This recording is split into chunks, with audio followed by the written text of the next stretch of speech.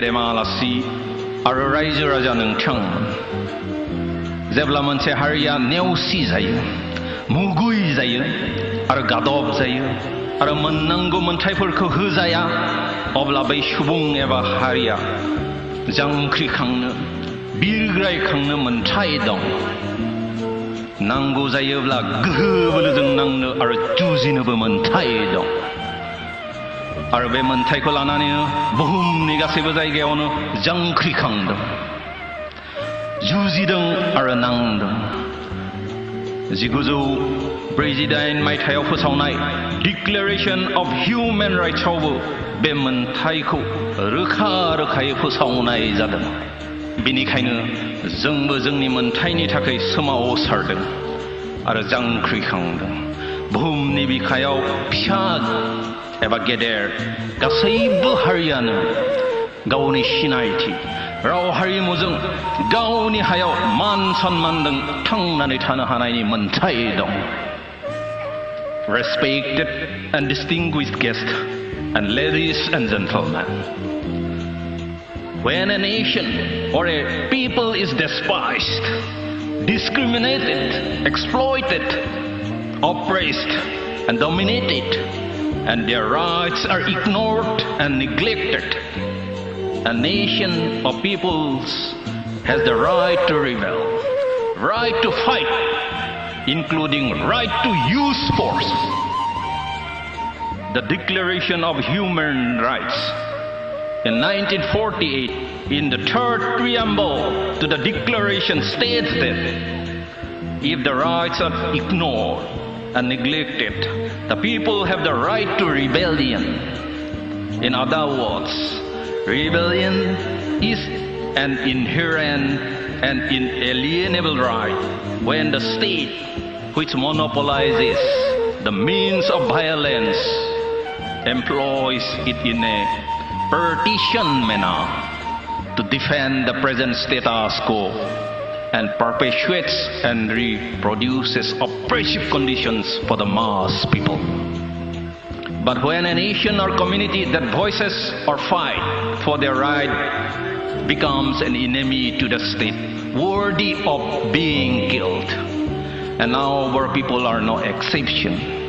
Since 1986, many Bodo people were killed cold-blooded. Many Bodo are brutally killed in the false encounter, and numbers of fighters and innocent civilians are still missing. There is no love and affection of so-called non-violence even in this land of Mahatma Gandhi.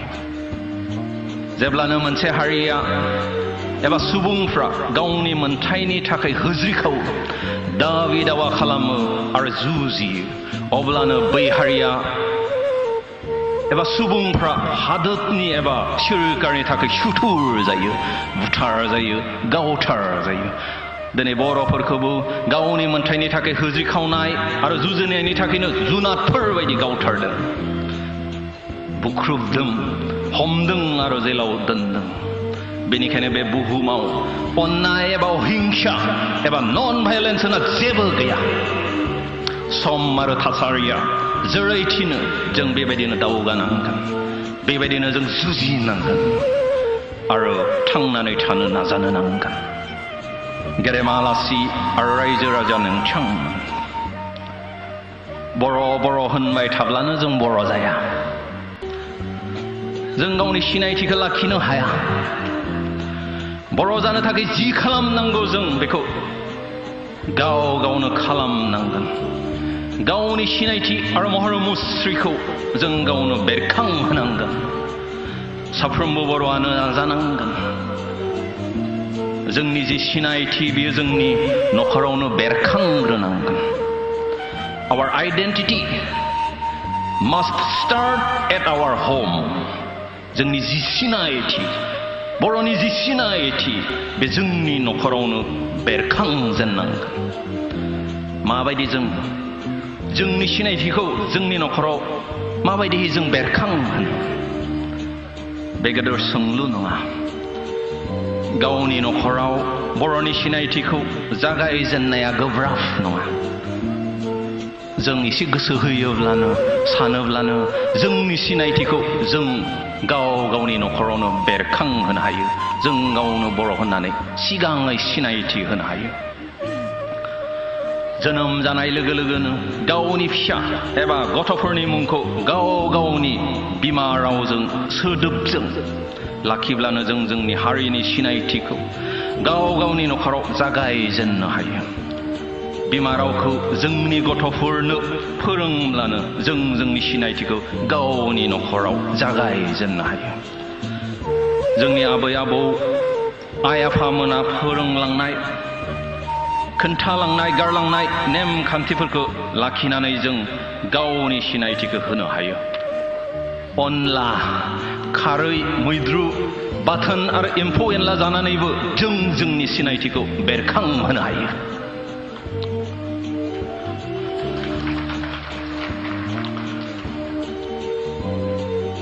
30 बोसोरनि सिगां यां बर' Nationalist एसोसिएशनखौ गायसननानै जों गावनि मुंखौ सोलायदोंमोन आरो बिमा बिफाफोरखौबो गावनि फिसाफोरखौ बर'नि मुं दोननो खावलायदोंमोन। नाथाय 26 बोसोरनि उनाव फैफिनना आं नुबाय जों गावनि फिसाफोरनि मुंखौ दिनैसिमबो बर'आव दोननो लाजिबावो, मुगैयो आरो नेवसियो। अब्लालाय जों जोंनि सिनायथिखौ बोरैथो लाखिबावनो? मुंजोंनो जानांगौ जोंनि सिनायथिया। बेनिखायनो बे 27थि गायसन सानाव गासैबो बर' बिमा बिफाखौ गावनि फिसाखौ बर'नि मुं दोननो आं खुथारै खावलायो। गासै बर' फिसायानो बर' मुं मोननो मोन्थाय दं। बेनिखायनो आं फोथायो नोंथांमोना गावनि फिसाखौ बे मोन्थायनिफ्राय गोजान खालामा एबा डिप्राइभ खालामनाय नंलिया।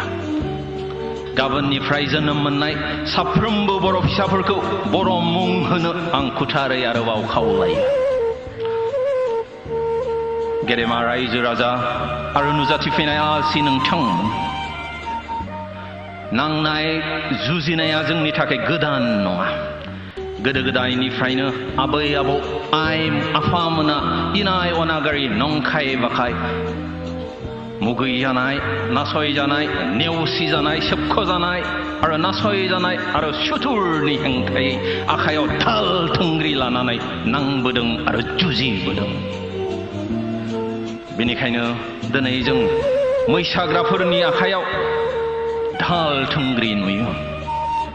जोंनि आबै आबौमोना नाङामोनब्ला धाल थुंग्रिया जोंनि आखायाव नेरसोन बायदियै दिनै थालांनाय नङामोन। जोंनि आबै आबौ आइ आफामोना जिबायदियै जोंनो फोरोंलांदों बेबायदिनो मुगा आरो समजों गोरोबनानै हारि बायदियै थांनानै थानो जों दिनै आखायाव गोदान मुगानि हाथियार लाना नांदों आरो जुजिदों आरो हारि बायदियै थांनानै थानो अराय जुजिलांनांगोन, नांलांनांगोन। नुजाथिफैनाय मानिजाथाव सिबिजाथाव आलासि आरो रायजो राजा नोंथांमोन, 22 बोसोर नांनाय आरो जुजिनायनि उनाव 2004 मायथाइयाव बर'नि राजखान्थियारि आयदा एबा जेंना एबा पलिटिकेल इस्युखौ सावरायलायनानै सुफुंनो दावगानाय जादोंमोन। सावरायनो थाखाय जा खालामनांगौ जों खालामदोंमोन। सावरायनायनि आयदा एबा एजेन्डाखौबो 2008 मायथाइनि मेयाव प्राइम मिनिस्टारनि आखायाव गथायनाय जादोंमोन। नाथाय सावरायनायनि सिगांनो सावरायलायनायनि आयदा एबा एजेन्डाखौ सोलायनो एबा फोसाबनो बिथोन होजानायाव जों जि सानदोंमोन आरो मिजिंथिदोंमोन बियो थेर बेथेर जायो। आरोबाव जों दिनै हास्थायदों आरो नाजादों। बेनिखायनो आरोबाव जोंनि हास्थायनाय आरो नाजानायखौ सुफुंनो राहा लामा नागिरनो बोसोरनैनि सिगां सिजफायार डिक्लेयार खालामदों। फोथायदों इन्डियान सरकारा गोख्रैनो दावगागोन आरो बर'नि जि जेंना बे जेंनाखौ सुफुंगोन बर'आ जि मोननांगौ मोनथाय बेखौ गनायगोन बेनिखायनो फोथायदों दि इन्डियान सोरखारा गोख्रैनो सावरायगोन आरो बर'नि राजखान्थियारि जेंनाखौ सुफुंगोन गेदेमा आलासि आरो रायजो राजा नोंथांमोन जोंनिफ्राय दिनैसिम पिस प्रसेस आरो टक्स एबा सावरायलायनो जि खालामनांगौ बेखौ खालामगासिनो आरो खालामबाय थागोन जि होनांगौ जों होगोन गेदेर थांखिखौ जाफुंहोनायाव जों फासया आनखि जों दिनैनि सानखौ एबा बे 27थि गायसन सानखौ गोजोननाय आरो नांलायनाय आरो दावहाखौ फोजोबनो एबा समाधान खालामनो बावसोमदों इन्डियान सोरखाराबो NDFB नि सिलाय गुलि आरो बर'लेण्ड आर्मिफोरखौ नोजोर होआलाब्लानो जोंनि जि गोसो बेखौसो देरहानो नाजानाया साबसिन हामसिन जागोन होननानै आं फोथायो जों गासैबो एडल्फ लु हिटलारनि मुंखौ खोनादों सोरनि थाखाय दिनै एडल्फ लु हिटलारा बैखिनि समाव बुहुमनि बयनिख्रुइबो एजुकेटेड एबा सोलोंथाइ गोनां जार्मानफोरखौ दैदेननो गोहो बोलो मोनदोंमोन बिथाङा जार्मानफोरजों मानो नाजावजानायमोन आरो गनायजानायमोन बुहुमनि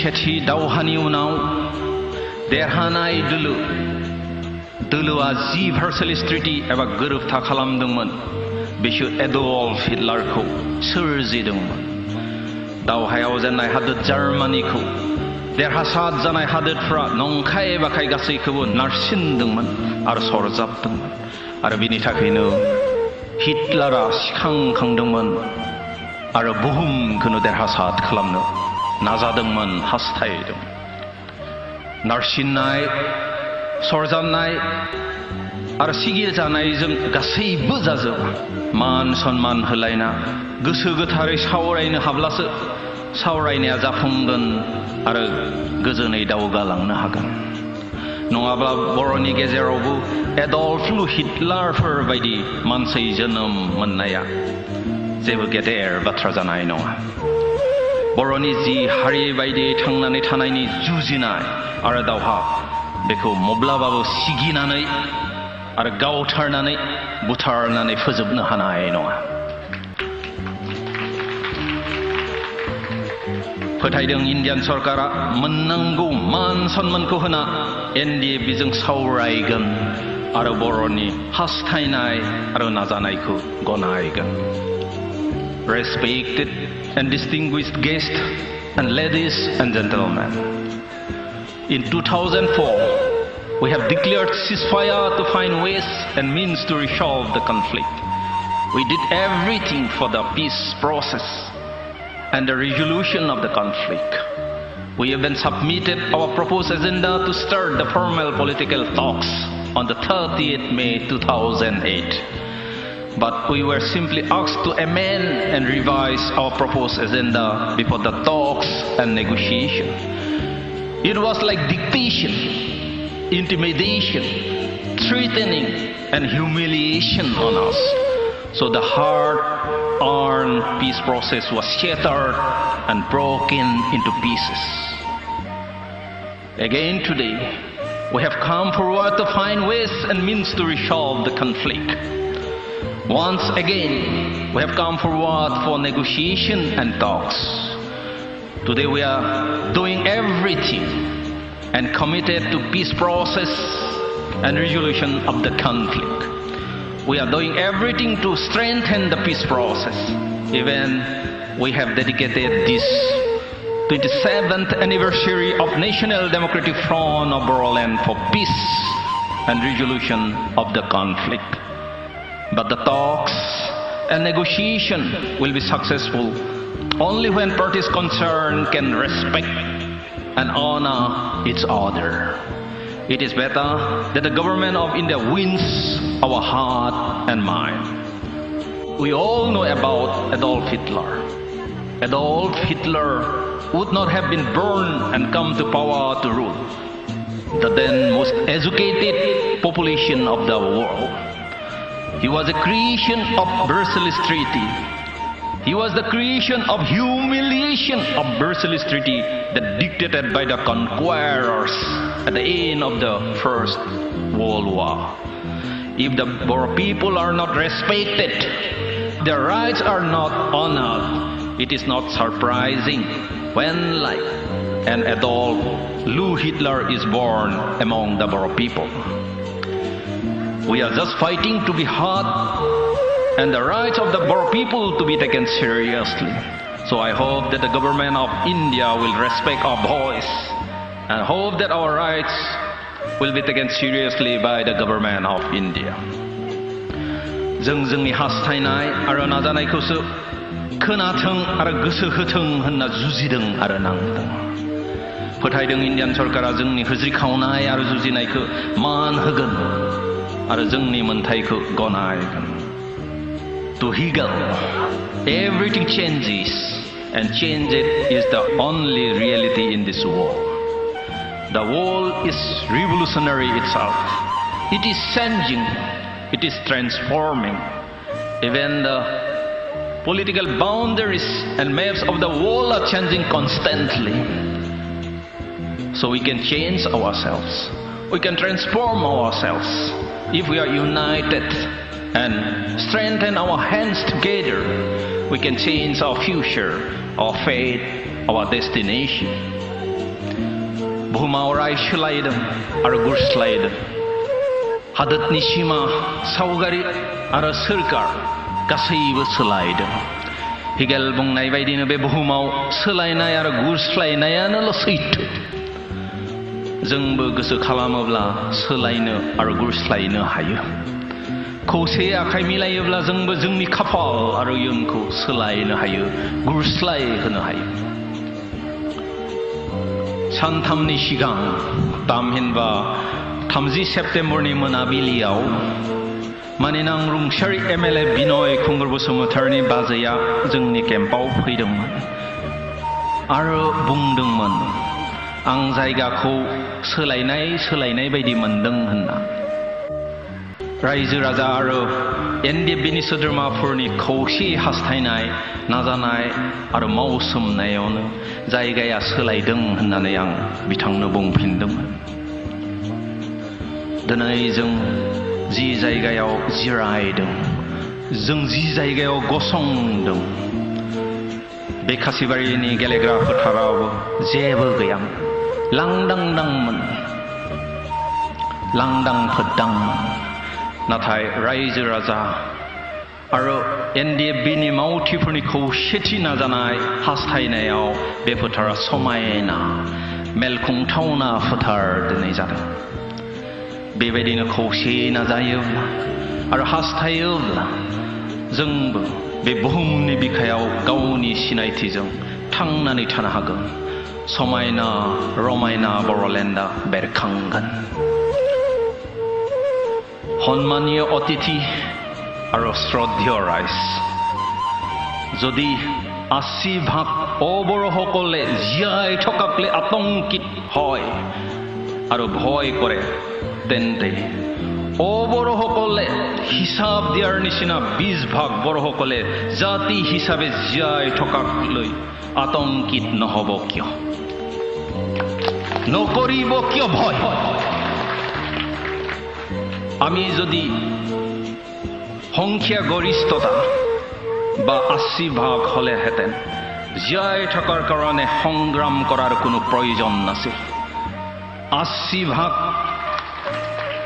বা মেজৰিটি হোৱাহেঁতেন আতংকিত হোৱাৰ কোনো দৰকাৰ নাছিল। আমি এই চৰকাৰ গঠন কৰি জাতি হিচাপে জীয়াই থকাৰ কাৰণে যি কৰাৰ প্ৰয়োজন কৰিলোহেঁতেন। কিন্তু আমি আপোনালোকৰ হিচাপ মতে হৈ গ'ল মাত্ৰ 20%। নিশ্চয় 1947 চনৰ আগত বড়ো বা ট্ৰাইবেলসকলে ট্ৰাইবেল বেল্ট আৰু ব্লকত মেজৰিটি আছিল। সেইকাৰণে তেতিয়াৰ অসম চৰকাৰ আৰু মুখ্যমন্ত্ৰী গোপীনাথ বৰদলৈয়ে বড়ো ট্ৰাইবেলসকলক ট্ৰাইবেল বেল্ট এণ্ড ব্লক গঠন কৰি দিছিল। কিন্তু আমি এতিয়া বড়োসকলে হিচাপ দিয়াৰ নিচিনা মাত্ৰ 20% হ'লো। এয়া অতিকৰ দুখৰ কথা। আমি যেন এতিয়া 20%ৰ পৰা 10% নহয়, 10%ৰ পৰা যেন 5% নহয়, 5%ৰ পৰা যেন 0% নহয়, তাৰ কাৰণে সংগ্ৰাম কৰিছো। আন কথাত ক'বলৈ গ'লে বড়োসকলে যেন ডাইনাছৰৰ নিচিনা, দোদ চৰাইৰ নিচিনা একেবাৰে যেন পৃথিৱীৰ বুকুৰ NDFB ni gan ni gaishon san ni be gewlang melko de denai manao gede de dengiri mani jathao sibi jathao nuzati fuinai gahai alasi aro alasi nungthangman aro angnibu angu dawharlugu aro gede marai raja nungthangman gibiyaunu be gaishon sanao गोसो गोरबोनिफ्राय गासैनिसिमबो जांख्रिथायारि गोजोन हामग्लायनाय बावहरबाय। नैथियाव जायफ्रा 26 बोसोर बड़'लेण्ड आरो बर' हारिनि उदांस्रिनि दावहायाव गाव गावनि आगोमा जिउखौ बावसोमबाय आरो जोंनि जुजिनायखौ खारथाय होबाय आरो गोगोम खालामबाय आरो जायफोर दावहारुफ्रा दिनैसिमबो सुथुरनि आखायाव गोमानानै दं बिथांमोनखौबो आं गोसोखांदों, खुलुमदों आरो मान बावदों। जाय दावहारुफ्रा दिनैसिमबो जुजिनानै दं बिथांमोननिसिमबो गोजोन हामग्लायथि आरो साबायखर बावहरबाय। जायफ्रा हमजाबाय, बुख्रुबजाबाय, जुनारफोर बायदि गावथार जाबाय आरो हारिनि उदांस्रिनि थाखाय गोबां दुखु दाहा सहायनांबाय, आं बिथांमोननिसिमबो खर'गंग्लायै मान बावहरो आरो सिबिनाय बावहरो। आरो जाय बिमा बिफाफ्रा बिर जोहोलाव मुंख्लंफोर जोनोम होबाय बिसोरनिसिमबो बे 27थि गायसन सानाव आं खर'गंग्लायो आरो मान बावहरो। 27 बोसोर उदांस्रिनि दावहायाव जायफोर हिनजावफ्रा आरो गथ'फ्रा अबथिरायै रान्दि जानांबाय आरो मावरिया जानांबाय, आं दिनै बिसोरखौबो गोसोखांदों आरो बिसोरनिसिमबो अननाय, गोजोननाय आरो गाहाम हामग्लायनाय बावहरबाय। दोहै जोंनि गाहाय आलासिया गोबां बेसेन गोनां, रोंनो गोनां, सोलोंनो गोनां बिबुंसार जोंनो खोन्थालांबाय। बिथाङा बोदोनाव बुंलांब्लाबो जों मोजाङै बुजिदों आरो आंबो दा आंनि बिबुंथिखौ उदालगुरिनि बायदिनो बांसिन बुंलांनो सानदों। So today, on this 27th anniversary of National Democratic Front of Bodoland, I would like to extend my heartiest greetings to you all. On this auspicious day, I remember and pay tribute and respect to all the martyrs who have laid down their precious life for the freedom of Bodoland and who have embraced martyrdom for the cause of the Bodo people. Today, on this auspicious day, I salute them. I also salute you all.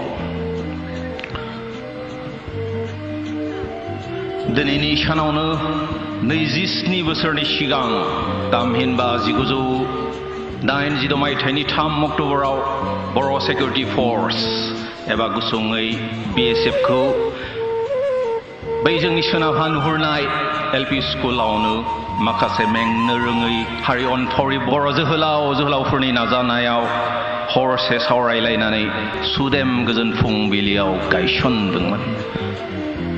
1993 मायथाइनि 18 एप्रिलाव बर' security फर्सनि स्टेन्डिं काउन्सिलाव नाजावनाय थांखि बायदियै 94 मायथाइनि November दाननिफ्राय बर' security फर्सखौ गोदान मुं होफिनना national democratic front of Bodoland एबा गुसुङै NDFB होननाय जायो।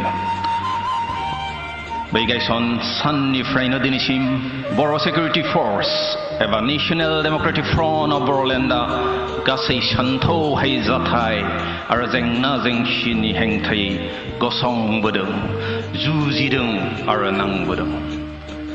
बेनिखायनो जों दिनै बे सानाव खौसेयै बेयाव गसंदों, खौसेयै जथुमदों। दिनै जों बे सानखौ गोसोखांदों, फालिदों आरो रंजादों।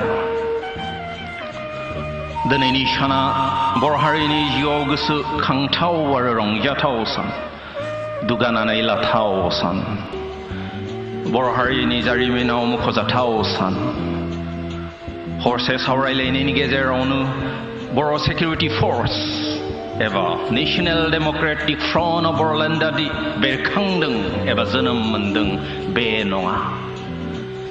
हरसे सावरायलायनायावनो नेशनेल डेम'क्रेटिक फ्रन्ट अफ बर'लेण्डखौ गायसनदों बे नङा। गोबां बोसोरनि नाजानाय, हास्थायनाय, दुखु दाहा सहायनाय आरो गोलोमदै थरथिं होनायावसो नेशनेल डेम'क्रेटिक फ्रन्ट अफ बर'लेण्डआ बेरखांदों। NDFBनि सिगांनो थामहिनबा 1983 मायथाइयाव यां बर' नेशनेलिस्ट एस'सिएशना जोनोम मोनदोंमोन। NDFB जोनोम मोननायनि सिगाङावनो सानैसो बर' जोहोलाव जोहोलावजोफोरा गोहो बोलोजों एबा हाथियार लानानै बर'नि हा आरो बर' हारिखौ उदां खालामनायनि सिमां नुदोंमोन। बेनिखायनो NDFBनि जोनोम मोननाय एबा गायसननायनि गुदियाव दं यां बर' नेशनेलिस्ट एस'सिएशन एबा YBNA। तामहिनबा गुसुङै बुंनो थाङोब्ला यां बर' नेशनेलिस्ट एस'सिएशना जोनोम मोनामोनब्ला NDFBआबो जोनोम मोननाय नङामोन, गायसनजानाय नङामोन। बेनिखायनो NDFBखौ रायखाङोब्ला यां बर' नेशनेलिस्ट एस'सिएशनखौबो रायखांथारनांगौ जायो। NDFBखौ दानानै दावबायलांनाय आरो खारथाय होनाया नाथाय गोरलै नङामोन। NDFBखौ गायसननाया जोंनि थाखाय गेदेर चेलेन्जमोन, फेर फाथिनायमोन। जेबो नुयै खोमसियाव दावबायनाय आरो दांग्रोमनाय बायदिमोन। माबायदि मावलांगोन, माबायदि दावगालांगोन जों जेबो मोनथियामोन, जों जेबो सानख'नो हायाखैमोन। गोरों गोराफोरनि खाथियाव थांनानै सुबुरन्थाय एबा एडभाइस लानो थांब्लाबो बांसिनानो बर'नि थासारि आरो जुग्राफिकेल कन्डिशनखौ लाना हाथियार हमनो सोमावसारनो हानाय नङा होननानैसो बुंहरोमोन। बेखिनि समाव गैयामोन जोंहा गुलि गरसे, सिलाइ गंसे, गैयामोन जोंहा थाइसे रां, गैयामोन हाथियारजों नांलांनो जोंहा मिलिटारि ट्रेनिं। मा राहा लामाजों दावगागोन जों जेबो मिन्थियामोन। नाथाय नेशनेलिस्ट ससियेलिस्ट काउन्सिल अफ नागालेण्डनि एबा NACNनि हेफाजाब आरो मददाव जोंनि मेगना लासै लासै गेवलाङो। खोमसिनि गेजेरावबो नुजाथियो स्रां। 1989 मायथाइनि अक्ट'बर दानाव NACNनिफ्राय सेकेन्ड लेफ्टेनेन्ट तामरैपाम शाजिं वामपाम लेन्स कर्परेट स्टोन मोना जोंनो मिलिटारि ट्रेनिंखौ होफैयो आरो बर'लेण्डनि फार्स्ट बेट मिलिटारिया 14 नभेम्बराव उथ्रिखाङो। बेनिखायनो जों 14 नभेम्बरखौबो बर'लेण्ड आर्मि डे एबा बर'लेण्डनि फसंथान सान बायदियै खुंबोदों आरो फालिबोदों। बे साननिफ्रायनो NDFB आरो Bodoland Armiya थाद'आसै, नायफिनासै।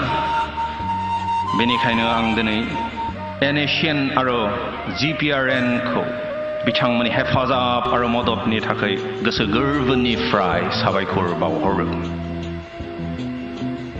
Respected and distinguished guests and ladies and gentlemen, today is an important day, a remarkable day in the life of the Bodo nation and the Bodo history, because on this day 27 years ago, NDFB was formed to give momentum to the history of the Bodo peoples, which was stagnant for centuries.